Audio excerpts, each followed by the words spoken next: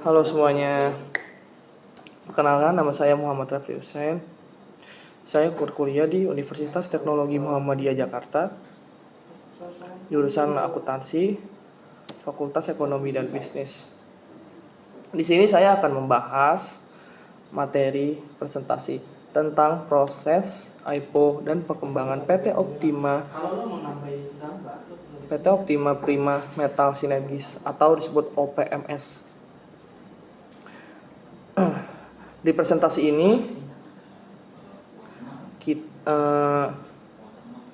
hasil bimbingan dari Ibunda Profesor Dr. Lela Nur Lailawati SE MM CRE CRP. Nah, di sini masuklah presentasi yang berjudul Proses IPO dan Perkembangan PT OPMS. Slide pertama ada materi presentasi. Yang pertama, apa itu pengertian IPO? Yang kedua, bagaimana tata cara perusahaan PT OPMS masuk ke IPO? Yang ketiga, bagaimana cara saham PT OPMS? Yang keempat, apa saja sih produk yang dijual di PT OPMS? Yang kelima, kesimpulan dan saran. Kita masuk di pengertian IPO. Apa sih IPO itu? IPO itu pertama, kita mulai dengan IPO atau Internet Public. IPO adalah proses di mana perusahaan swasta pertama kali menawarkan sahamnya kepada publik di Bursa Efek. Tujuannya adalah mendapatkan modal tambahan dari publik yang bisa digunakan untuk ekspansi usaha, disertifikasi atau pembayaran utang. Itu juga bertujuan untuk mengumpulkan modal publik untuk mendukung pembayaran utang. Setelah itu, IPO perusahaan menjadi perusahaan publik di mana sahamnya dapat diperjualbelikan secara terbuka di bursa. Tujuan utamanya adalah mendapatkan modal tambahan dari investor publik. Poin kedua, tujuan IPO.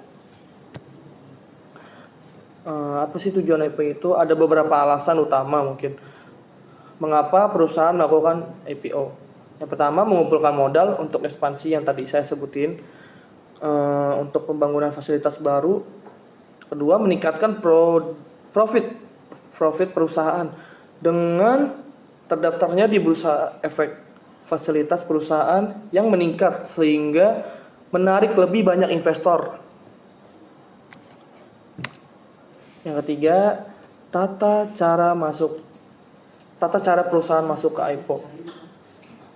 Yang pertama adalah persiapan internal. Perusahaan menyusun laporan keuangan yang diaudit, mengatur tata kelola perusahaan, dan menetapkan tujuan penggunaan dana dari IPO.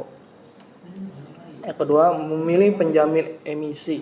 Perusahaan menunjukkan underwriter atau penjamin emisi yang akan membantu penentuan harga saham dan menarik investor. Yang ketiga, OJK. Perusahaan mengajukan dokumen yang diperlukan ke Otoritas Jasa Keuangan atau disebut OJK dan Bursa Efek untuk mendapatkan persetujuan. Yang keempat, publikasi prospektus yang berisi informasi. Setelah mendapatkan persetujuan, perusahaan menerbitkan prospektus yang berisi informasi tentang bisnis, keuangan, risiko, dan rencana penggunaan dana IPO. Yang kelima, listing di bursa. Setelah IPO, saham perusahaan mulai diperdagangkan di bidang secara terbuka. Next, slide 4. Cara membeli saham di PT OPMS.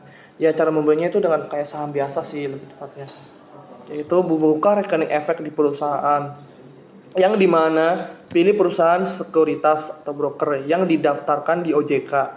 Yang kedua, siapkan dokumen pribadi seperti KTP, NPWP, dan buku tabungan. Yang ketiga, lakukan pendaftaran secara online atau langsung ke kantor sekuritas untuk membuka rekening. Yang satunya deposit ulang rekening efek. Setelah rekening efek aktif, setorkan sejumlah dana untuk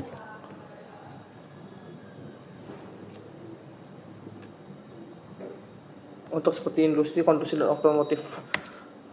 Next slide berikutnya adalah produk yang dijual oleh OPMS. Oke, di sini OPMS menjual besi scrap dari pemotongan kapal bekas. OPMS membeli kapal bekas pemotongannya dan menghasilkan besi scrap yang dijual di industri lain sebagai bahan baku logam, komponen kapal, mesin kapal yang dapat diperbaiki dan digunakan kembali oleh industri maritim. Ketiga, produk daur ulang.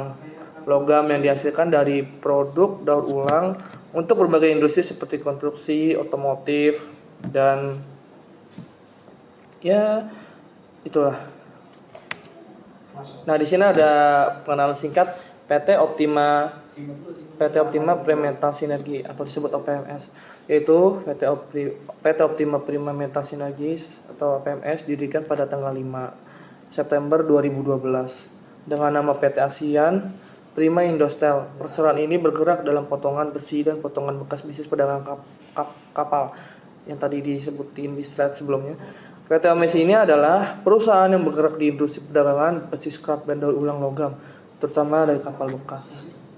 Didirikan pada tahun 2012, perusahaan ini berfokus pada pengolahan kapal bekas dan memanfaatkan logam-logam yang didapat tidak ulang seperti baja, aluminium untuk mendukung industri lain. IPO, penelitian public offering, adalah proses di mana perusahaan swasta pertama kali menawarkan saham kepada publik melalui bursa efek. IPO bertujuan untuk mengumpulkan modal dari publik untuk mendukungnya ekspansi usaha, disertifikasi atau pembayaran utang setelah IPO. Berusaha menjadi perusahaan publik di mana sahamnya dapat diperjualbelikan secara terbuka di perusahaan. Nah, di sini ada arus kas, perhitungan dalam rupiah atau perusahaan IPO-nya.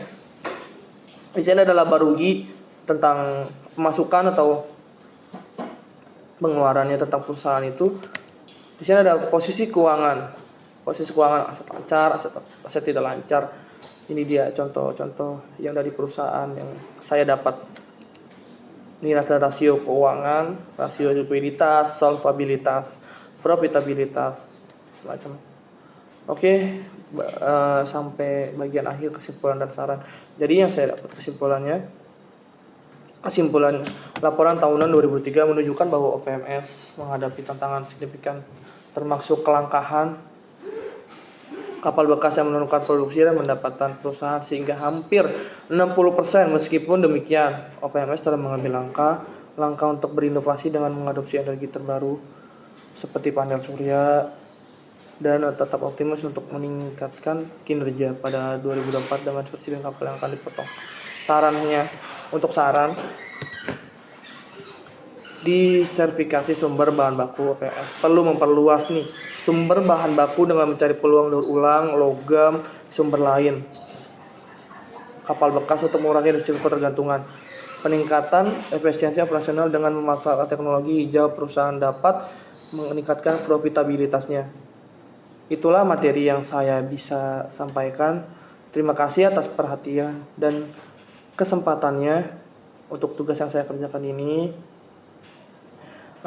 Jika ada kurangnya minta maaf. Billahi wa taufiq, fastabiqul khairat.